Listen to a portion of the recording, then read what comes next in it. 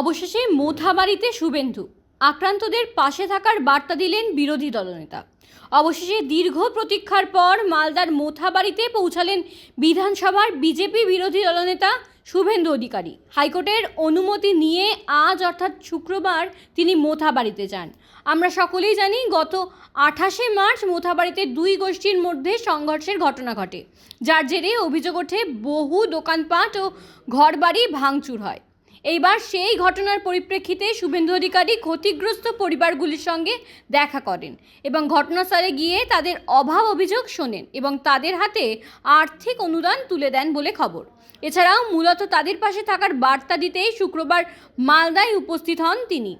এখানেই শেষ নয়, আজকের দিনেই বিজেপি মালদহের জেলা শাসকের অফিস ঘেরাও করার কর্মসূচি নিয়েছে বলে খবর।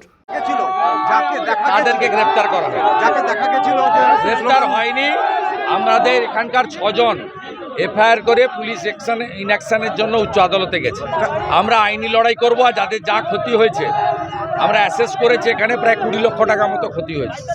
আমরা প্রায় 8-10 লক্ষ টাকা আজকে ক্ষতিপূরণ দিয়েছি প্রত্যেককে 50% করে, বাকিটাও আমরা দেব। ওদেরকে নাকি চিহ্নিত করা গেছে সামিনা ইয়াসমিনের কি ওনার কথা বলবেন না, ওনার কথা বলবেন না। এখানে উনি 48,000 ভোটে হেরেছেন লোকসভা ভোটে।